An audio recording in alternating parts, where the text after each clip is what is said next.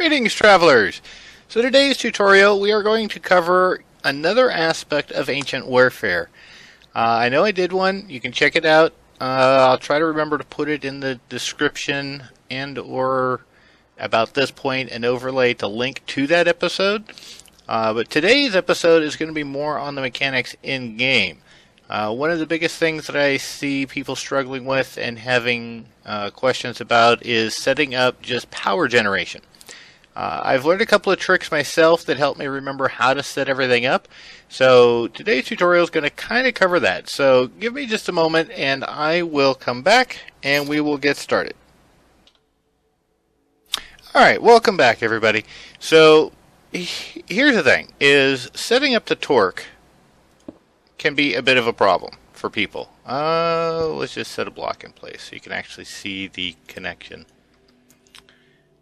Go here and we'll go here. No, it's not going to work. Alright, so you have there's three types of shafts and there are three grades. So today we're going to use the light torque shaft, but it's going to be the same whether you use the medium, the heavy, or the light. It just refers to the amount of torque, which if you're keeping everything in the same mod, it's all torque. One of the nice things that GoToLink has done is Ancient Warfare also converts very easily to RF, so you can actually connect these torque shafts directly to a machine that uses RF to power those as well. But the three types are, you have a regular torque shaft, that's just your straight pipe, basically, goes from point A to point B. You have the junction, which is what helps change direction on those pipes. Now the thing with the torque shaft is to remember, or the junction, is that it has multiple inputs, one output. So if we put the shaft on here,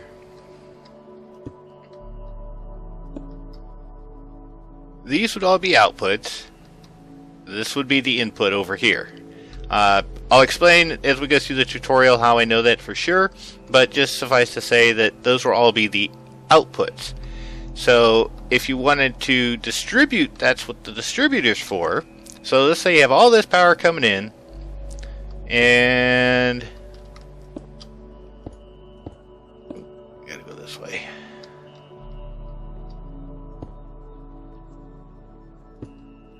Well, that's input, that's why.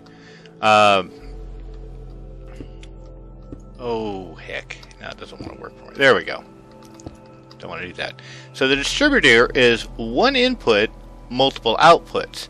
So if you wanted to, say, bring in all this power, let's go this way.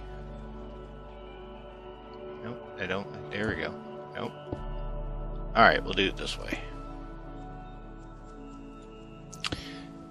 Now see, that's an output. See, the output. So you got the input here and then all the outputs. And you go all 5 directions remaining. So let's take this down. Now the biggest trick that I found is the setup. You got the pipes. Now there is a hammer. So if we go in here and look, just bear with me.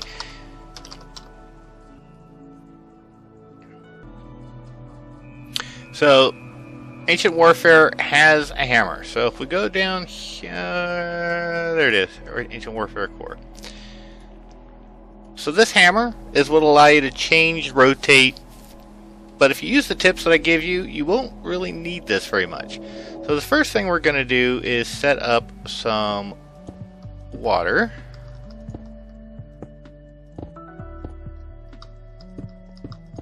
Four, five, six, seven, 8. 1, 2, 3, 4, 5. Okay. And go one more up. Actually, we'll come back.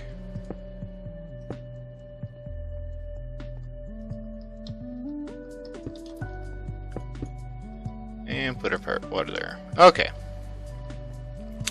So now the first thing to remember, alright, with the water wheel generator, in general, and it kind of goes the same actually with the windmill, but when you're placing this down, the key to remember is where the power is coming in. So if the power is coming in this way, that's the way you need to face, and you're going to put the water wheel that way. Now, notice this one's not working. there's a block of water right in the front. We move it here, and now it's working.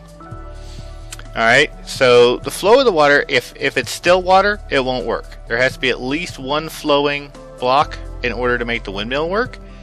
So in this case, and I'm going to see if I can kind of clean up this water a little bit.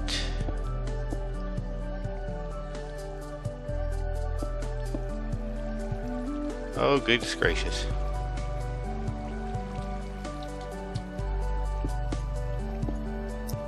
Well, that didn't work quite like I wanted.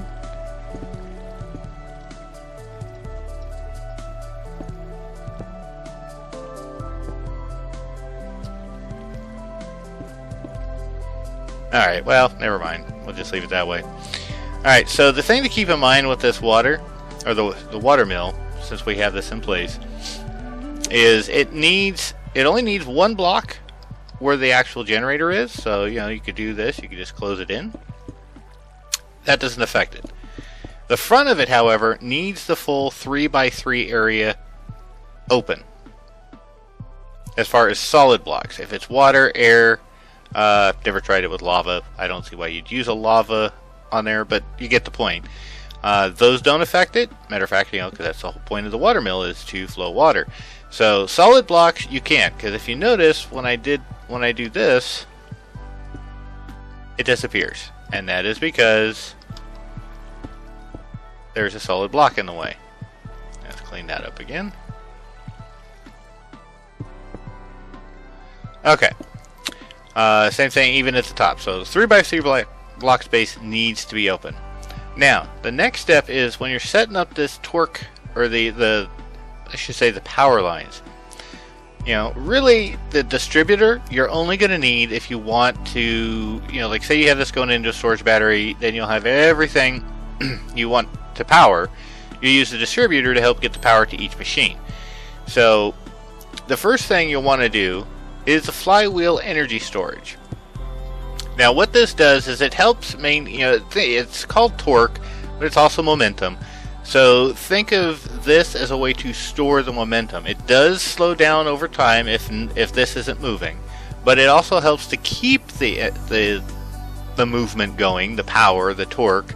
If for some reason this stops, as a temporary way to kind of have a buffer. It doesn't hold it. It constantly drains if there's nothing going into it. So keep that in mind. And then you have the flywheel controller, which will be what stores the power and gets it to go out to the rest of the world. Now, when you're placing these blocks, the ones you want to do it to the direction that you want the power to go. So in this case, we want power to go out that way. So we face that way, and now this is working. And you'll notice that once this fills up, and don't need that, so this will start to move as it starts to store energy. Now, if you ever want to know that it's working, if you right-click on any of these blocks with an empty hand, you'll see what the stored power, the in-out, and if there's any loss. That's important as we get going, because while it's cool that these move, there is a point where they stop rendering the movement and you think that it's not working. But you can tell if it's working if you just right-click, because it will show you if, either it'll show you a stored in and out, or it'll show zeros. If it's showing zeros, it's probably not working. So the next step is we're going to do regular torque shafts. Now, like I said, you face the direction that you want the block or the power to go. So we are going to go, let's say, out here. But we're going to put down an energy cell because we're going to store the power. And then we are going to place, and notice the direction. This is the other indication you have it the right direction. This block part of the shaft should be going back towards where the power is going to be coming from. So then we just take this all the way back. Oop. And voila. Now you'll notice this stops as the power or the momentum is drained, because it puts it back in here to try and maintain the momentum. But when you get to the point where you're used up whatever's been stored and it's going in here, and you can see it's going up, so it's going right. That will show you that it's going. But let's do this. We want to add in another water wheel. So ideally what I tend to do is I try to keep 2 blocks between them, and on the third one I put the other water wheel. And then we're going to do the same thing here. We got this. And this. And we're going to go... not that close. There's a reason for this. And then we're going to put our torque shaft. Now, here's the thing. We want power to go combined over there. This is where the junction comes in. So the input, remember that's all, it's all inputs. So we're going to go here. We're going to use a torque junction. Get out of the way. Okay. Remember, all inputs, one output. So now we want to take this power going out. And then we're going to also come in here and put another one right here. And then another torque shaft. Oh. Get in here. There we go. Alright, now, see, here's where we have one problem. We have only one output on this, and we were facing this way. So now the output is actually here. So what we're going to do is we're going to come here and fix this. Now you could use a hammer to rotate it, but this just works a little easier, I think.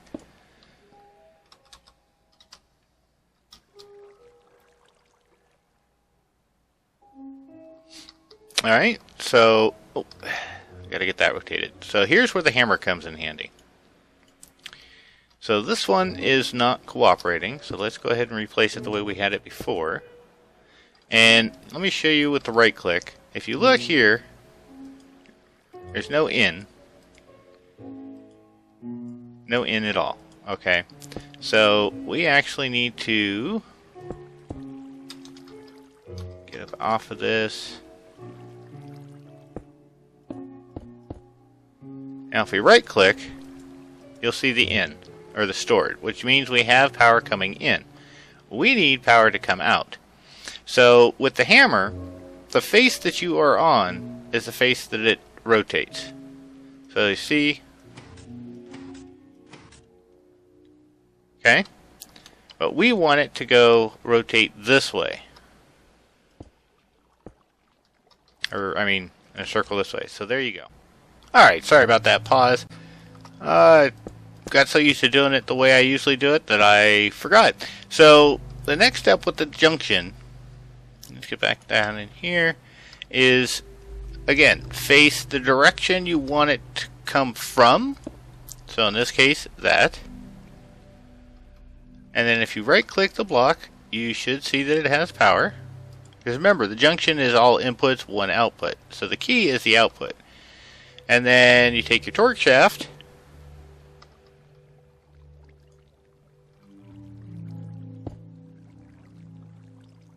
excuse me, torque shaft to go this way.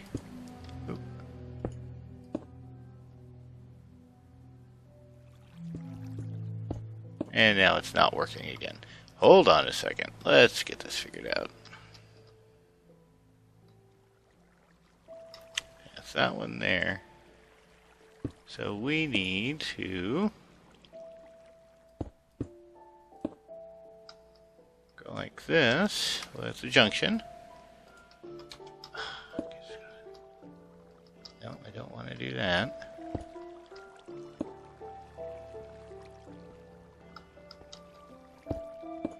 Alright. So now again, if we right click, we should see that it has power. And now remember, this was the part where it goes in. So we want it to come in from this direction.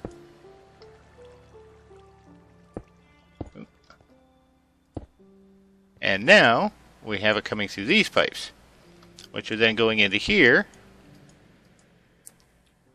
because we have an input of 32. And then this is coming into here. And you should see that it is now going up again.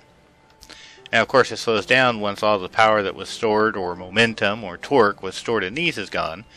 But now you can see how placing, and sorry for the derp there for a minute, and I just got done explaining this to somebody, so it's even funnier. But there you go. Now, one of the other key things to look is if you look at these blocks, they do have a specific design about them. Okay, so let's go ahead and put this junction out here. So you'll see all these little different faces of the block. Now, one of the things that I've noticed is see how this one is almost all the same color, but a little bit of a face in there. And you can tell if you look at some of these. We'll go up here like this. None of them really look like a face, but this one.